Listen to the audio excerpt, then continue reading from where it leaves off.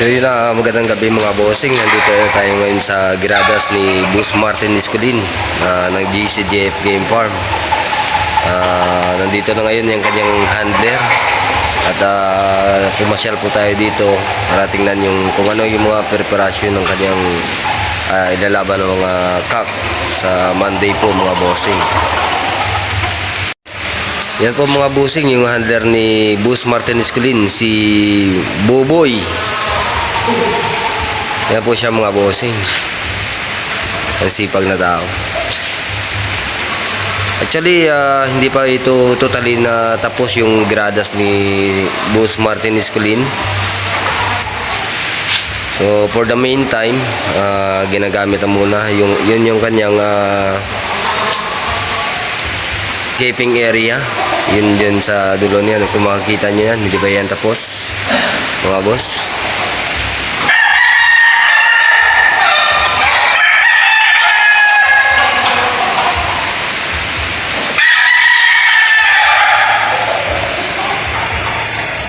So, nung nakaraang Lunes po mga bossing, yung score natin 5 wins, 1 loss, Pintakashi, Manila Arena.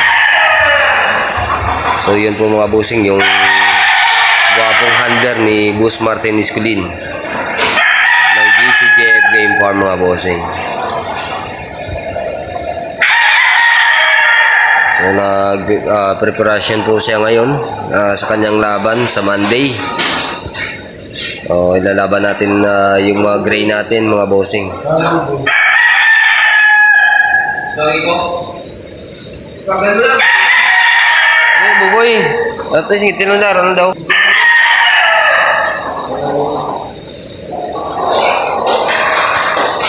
So ito po yung mga ilalaban niya mga bossing. Meron tayong pusum.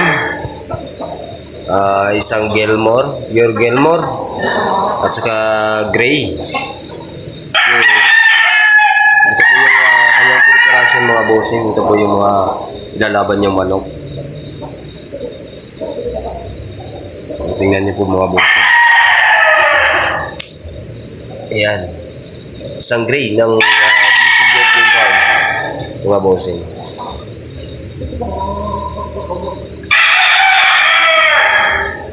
Kaya ayan pa po mga boss.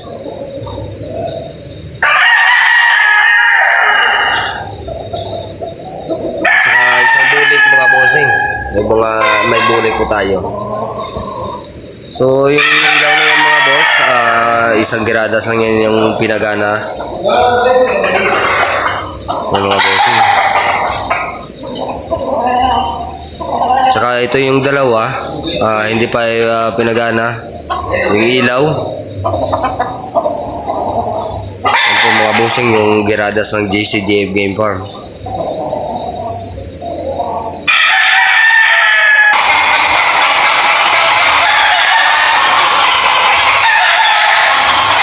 So hanggang dito lang po mga bossing yung ating video, yung laban po natin dun sa Monday na ito. Ilalagay ko na lang po yung video sa comment section mga bossing. So magandang gabi po sa lahat mga boss at God bless po.